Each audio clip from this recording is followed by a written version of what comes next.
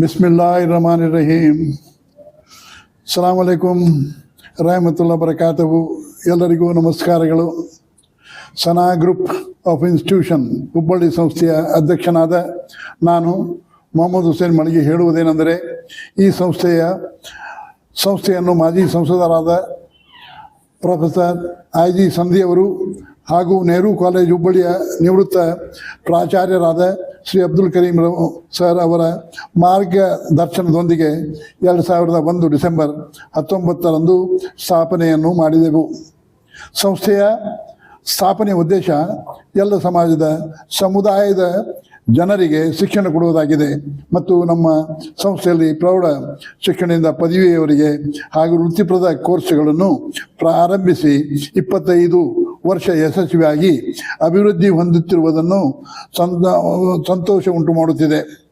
ಇನ್ನೊಂದು ಪ್ರಮುಖ ವಿಷಯವೇನೆಂದರೆ, ಸಂಸ್ಥೆ 25 ವರ್ಷ ಪೂರೈಸಿದ ಪ್ರಯುಕ್ತ ಅಲ್ಪಸಂಖ್ಯಾತ ಉತ್ತರ ಕರ್ನಾಟಕದ ಶಿಕ್ಷಣ ಸಂಸ್ಥೆಗಳ ಸಮ್ಮೇಳನವನ್ನು ಮಯೂರ್ ಪ್ರೆಸಿಡೆನ್ಸಿ ಕ್ಲಬ್ ಬೆಳಗಾವಿಯಲ್ಲಿ ಹಮ್ಮಿಕೊಳ್ಳಲಾಗಿದೆ. ಈ ಕಾರ್ಯಕ್ರಮದ ಮುಖ್ಯ ಅತಿಥಿಗಳಾಗಿ ಕರ್ನಾಟಕದ ವಿಧಾನಸಭೆಯ ಮಾನ್ಯ ಸ್ಪೀಕರ್ ಆದ ಡಾಕ್ಟರ್ ಯು.ಟಿ. ಖಾದರ್ ಫರೀದ್ ಅವರು ಮತ್ತು ವಸತಿ ವಕ್ಫ್ ಮತ್ತು ಅಲ್ಪಸಂಖ್ಯಾತ ಕಲ್ಯಾಣ ಇಲಾಖೆಯ ಮಾನ್ಯ ಸಚಿವರಾದ ಶ್ರೀ ಬಿ.ಝಡ್. ಜಮೀರ್ ಅಹಮದ್ ಖಾನ್ ಅವರು ಭಾಗವಹಿಸುತ್ತಾರೆ. ಮತ್ತು ಗೌರವಾನ್ವಿತ ಅತಿಥಿಗಳಾಗಿ ಕರ್ನಾಟಕ ಸರ್ಕಾರದ ಹಜ್ ಮತ್ತು ಪುರಾಣ ಸಚಿವರಾಗಿ ರಹೀಂ ಖಾನ್ ಮತ್ತು ವಿಧಾನ ಪರಿಷತ್ ಸದಸ್ಯರು ಮತ್ತು ಕರ್ನಾಟಕ ಸರ್ಕಾರದ ಮುಖ್ಯಮಂತ್ರಿಗಳ ಗೌರವಾನ್ವಿತ ರಾಜಕೀಯ ಕಾರ್ಯದರ್ಶಿಗಳಾದ ಶ್ರೀ ನಸೀರ್ ಅಹಮದ್ ರವರು ಮತ್ತು MLC ಮತ್ತು ಗೌರವ ಅಧ್ಯಕ್ಷರು ಆದ ಅಲ್ಪಸಂಖ್ಯಾತ ಕೋಶದ KPCCಯ ಅಬ್ದುಲ್ ಜಬ್ಬಾರ್ ಅವರು ಭಾಗವಹಿಸುತ್ತಿದ್ದಾರೆ.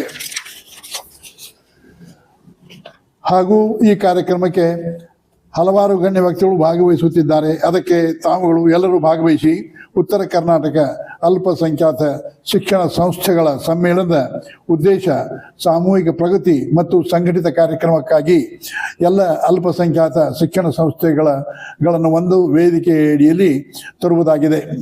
ಹಾಗೂ ಸಂಸ್ಥೆಗಳ ನಡುವೆ ಸಹಯೋಗದ ಕಲಿಕೆ ಮತ್ತು ಉತ್ತಮ ಅಭ್ಯಾಸಗಳ ಪರಸ್ಪರ ಹಂಚಿಕೆ, ಬಲವಾದ ಬೋಧನೆ, ಸುಧಾರಿತ ಆಡಳಿತ ಮತ್ತು ಪರಿಣಾಮಕಾರಿ ವಿದ್ಯಾರ್ಥಿಗಳ ಫಲಿತಾಂಶಗಳನ್ನು ಸಕ್ರಿಯಗೊಳಿಸುವುದಾಗಿದೆ. ಹಾಗೂ ಶೈಕ್ಷಣಿಕ ಆಯಾಮ, ಆಡಳಿತಾತ್ಮಕ ಆಯಾಮ, ಕಾನೂನು ಮತ್ತು ಅನುಸರಣೆ ಆಯಾಮದ ಮೂಲಕ ಅಲ್ಪಸಂಖ್ಯಾತ ಶಿಕ್ಷಣ ಸಂಸ್ಥೆಗಳನ್ನು ಅಭಿವೃದ್ಧಿ ಮಾಡುವುದಾಗಿದೆ. ಸ್ವಾತಂತ್ರ್ಯದ ನಂತರ ಭಾರತದ ಮುಸ್ಲಿಂ ಸಮಾಜದ ಪರಿಸ್ಥಿತಿ ದಲಿತರಿಗಿಂತ ಬಹಳಷ್ಟು ಕೆಳಮಟ್ಟದಲ್ಲಿ ಇದೆ ಎಂದು ರಾಜೇಂದ್ರ ಸಾಚಾರ್ ವರದಿ ಮಾಡಿದೆ. ವರದಿಯ ನಂತರ ಈಗ 20 ವರ್ಷಗಳಾಗಿವೆ. ಮುಸ್ಲಿಮರ ಸಾಮಾಜಿಕ ಜೀವನದಲ್ಲಿ ಗಹನಾರ್ಹ ಪ್ರಗತಿಯಾಗಿರುವುದಿಲ್ಲ. ಮುಸ್ಲಿಮರಲ್ಲಿ ಸಾಕ್ಷರತೆ ಪ್ರಮಾಣ ರಾಷ್ಟ್ರೀಯ ಸರಾಸರಿಗಿಂತ ಬಹಳ ಕಡಿಮೆ ಇದೆ. ಮುಸ್ಲಿಂ ಕುಟುಂಬದಲ್ಲಿ 6 ರಿಂದ 14 ವರ್ಷ ವಯಸ್ಸಿನ ಮಕ್ಕಳು 25% ಹೋಗುವುದಿಲ್ಲ. ಸರ್ಕಾರದ ಉನ್ನತ ಹುದ್ದೆಗಳಾದ IAS, IPS, ರೈಲ್ವೆ, ರಕ್ಷಣಾ ಪಡೆ ಹುದ್ದೆಗಳಲ್ಲಿ 2 ರಿಂದ 5ರಷ್ಟು ಮಾತ್ರ ಉದ್ಯೋಗದಲ್ಲಿ ಮುಸ್ಲಿಂ ಇದ್ದಾರೆ. ಮದರಸಾಗಳಿಗೆ ವಿವಿಧ ರೀತಿಯ ತೊಂದರೆ ಮಾಡುತ್ತಿದ್ದಾರೆ. ಕಲಿಯುತ್ತಿರುವ ವಿದ್ಯಾರ್ಥಿಗಳಿಗೆ ನಮ್ಮ ಕರ್ನಾಟಕ ಸರ್ಕಾರದಿಂದ ಮತ್ತು ಅಂಗಸಂಸ್ಥೆಗಳಾದ ಅಲ್ಪಸಂಖ್ಯಾತ ಇಲಾಖೆ, ವಕ್ಫ್ ಬೋರ್ಡ್ನಿಂದ ಸರ್ಕಾರದ ನೆರವು ಹಾಗೂ ಶಿಷ್ಯ ವೇತನ ಸರಿಯಾಗಿ ಸಿಗುತ್ತಿಲ್ಲ. ಇದರಂತೆ ಕೇಂದ್ರ ಸರ್ಕಾರದ ಸವಲತ್ತುಗಳು ಸಿಗುತ್ತಿಲ್ಲ.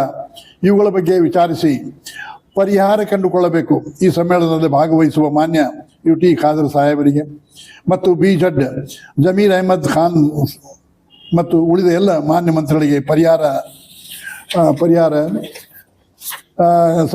ಕಂಡುಕೊಂಡು ಸಮಾಜಕ್ಕೆ ಸಹಾಯ ಮಾಡಬೇಕೆಂದು ಕಳಕಳಿಯಿಂದ ಬೇಡಿಕೊಳ್ಳುತ್ತೇನೆ ಅಂತ ಹೇಳುತ್ತಾ ನನ್ನ ಮಾತನ್ನು ಮುಗಿಸುತ್ತೇನೆ.